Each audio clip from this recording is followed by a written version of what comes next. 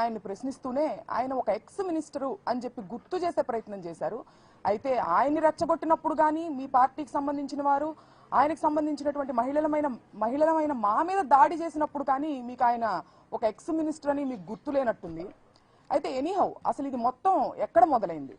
ఇది మొత్తం వెంకటేశ్వర స్వామి వారిని మీరు ఇవాళ ఒక వైసీపీకి సంబంధించినటువంటి రాజకీయ నాయకుడిగా చూస్తూ ఆయన మీద పోస్టర్లు వేసి దుష్ప్రచారం చేస్తూ ఆయనకి దుస్థితి కల్పించారు.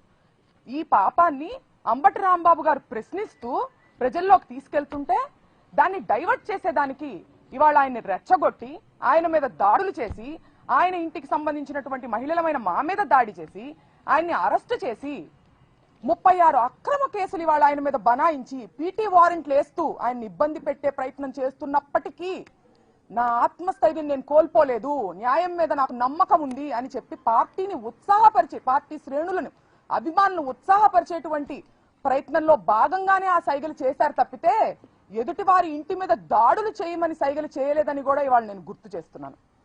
అసలు ఎందుకు తగ్గాలని కూడా నేను ప్రశ్నిస్తున్నాను. రెడ్ బుక్ రాజ్యాంగం ఇక్కడ జరుగుతుంది. ఒక ప్రజాస్వామ్యంలో నియంత పాలన జరుగుతుంది. ఇక్కడ డాక్టర్ అంబేద్కర్ గారు రాసినటువంటి రాజ్యాంగానికి విరుద్ధంగా మీరు రెడ్ బుక్ రాజ్యాంగం నడిపిస్తుంటే మిమ్మల్ని క్వశ్చన్ చేయకూడదా? మళ్ళీ ఒకసారి స్పష్టం చేస్తున్నాను, మీ అక్రమానికి మీ దౌర్జన్యానికి తగ్గేదే లేదు. అలాగే నాకు ఒక అనుమానం ఉందండి అనిత గారు, మీరు అసలు అన్నది అంబటి రాంబాబు గారినా లేకపోతే పరోక్షంగా లోకేష్ గారిని ఏమన్నా అన్నారా? ఎందుకంటే గతంలో ఆయన కూడా అలాంటి సైగలు చేయడం జరిగింది. మిమ్మల్ని తిరుపతి లడ్డూ విషయంలో అబద్ధాలు చెప్పమని ఏమన్నా ప్రెషర్ చేస్తుంటే ఆ ఫ్రస్ట్రేషన్ ని పరోక్షంగా మీరు ఆయన మీద చూపించినట్టు కూడా నాకు అనుమానం కలుగుతుంది. అలాగే ఈ సందర్భంలో మీరు గతంలో అమ్మ అనేటువంటి పదంలో కూడా ఎంత భూతర్థం తీసి మాట్లాడొచ్చు, ఎంత అశ్లీలంగా మాట్లాడొచ్చు అని చెప్పి మీరు ప్రపంచానికి తెలియజేశారు. చూసారా? ఆ ఘనత మీకు మాత్రమే చెందుతుందని కూడా నేను చెప్తున్నాను. అట్లాగే ఇవాళ మీరు తలదించుకునేటువంటి విషయం నేను ఒకటి చెప్తానండి. హోంమంత్రిగా మీ పోలీసులు ఎవరైతే ఉన్నారో మా వైసీపీ కార్యకర్తల మీద దాడి చేస్తుంటే వాళ్ళు ప్రొటెక్ట్ చేయకపోగా మిమ్మల్ని ప్రొటెక్ట్ చేయడానికి మాకు ఆర్డర్స్ లేవు అని చెబుతూ దొడ్డిదారి నుంచి పారిపోండని అంబటి రాంబాబు గారికి వాళ్ళు సలహా ఇచ్చారండి. దీనికి అంబటి రాంబాబు గారు ఏమన్నారో తెలుసా? నా ప్రాణాలు ఇక్కడైనా వదులుతాను, చావనైనా చస్తాను, కానీ దొడ్డిదారి నుంచి పారిపోయే ప్రసక్తే లేదని ఆయన చెప్పడం జరిగింది.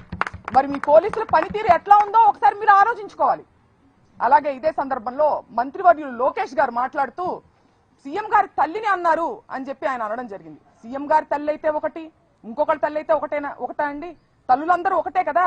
మీరు పవన్ కళ్యాణ్ గారి తల్లిని తిట్టచ్చు, ముద్రగడ గారి ఇంట్లో ఉన్నటువంటి మహిళల మీద దాడి చేసి వాళ్ళని లకారాలతో మీరు తిట్టచ్చు.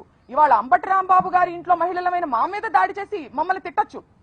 అలాగే నల్లపురెడ్డి ప్రసన్న కుమార్ రెడ్డి గారి ఇంటి మీద మీరు దాడి చేసి వాళ్ళ ఇంట్లో 90 ఏళ్ల వయసు ఉన్నటువంటి తల్లి గారి మీద దాడి చేసే ప్రయత్నం మీరు చేయొచ్చు. జోగి రమేష్ గారి ఇంట్లో మహిళలు లేరా అండి? ఆ ఇంటి మీద కూడా మీరు దాడి చేయొచ్చు. దీన్ని ఖండించాల్సినటువంటి అవసరం మీకు లేదా? అలాగే ఇదే సందర్భంలో మీరు ప్రతిపక్షంలో ఉండంగా అప్పటి గౌరవ ముఖ్యమంత్రి జగన్మోహన్ రెడ్డి గారి మీద మీరు లండన్ కి వెళ్లారు అనే ప్రస్తావనతో మీరు ఎట్లాంటి అశ్లీల వ్యాఖ్యలు చేశారో మీరు ఒకసారి గుర్తు చేసుకుని ఆత్మవిమర్శ చేసుకోవాల్సిన అవసరం ఉందని కూడా ఈ సందర్భంగా నేను లోకేష్ గారికి తెలియజేస్తున్నాను. అలాగే ప్రశ్నించడానికే ఉద్భవించింది జనసేన పార్టీ అని చెప్పారు పవన్ కళ్యాణ్ గారు. మరి ఈ ప్రశ్నలన్నీ ఎందుకు ఆయన అడగట్లేదు అనే ఒక పెద్ద ప్రశ్న మా అందరికీ ఉందండి. దయచేసి మీరు వీటన్నిటిని ఖండిస్తూ వాళ్ళని ప్రశ్నించాలని కూడా నేను కోరుకుంటున్నాను.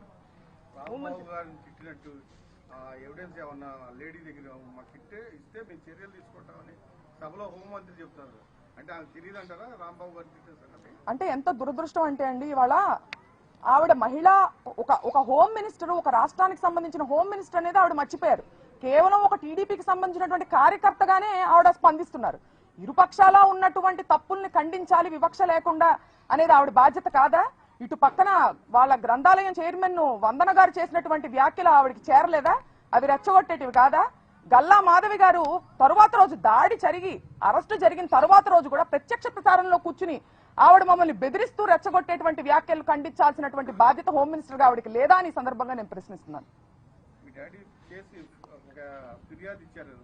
దాదాపు 25 మంది మీద ఎంతమంది మీద అరెస్ట్ చేసి ఉంటారు, ఎంతమంది మీద కేసు ఎఫ్ఐఆర్ రిజిస్టర్ చేసి ఉంటారు? హోంమంత్రి మీరు ఏమైనా ప్రశ్నించారు? ఏమండి, దాడి చేసినటువంటి వాళ్ళని అదే మాటలు మాట్లాడి రెచ్చగొట్టినటువంటి వాళ్ళ మీదేమో స్టేషన్ బెయిల్ ఇచ్చి పంపించేశారు. ఈయనేమో దాడి విక్టిమ్ నేమో తీసుకెళ్లి సెంట్రల్ జైల్లో పెట్టడం జరిగింది. ఎటువంటి యాక్షన్ తీసుకున్నారో మీరు చూడొచ్చు కదా, అక్కడ తెలుస్తుంది కదా.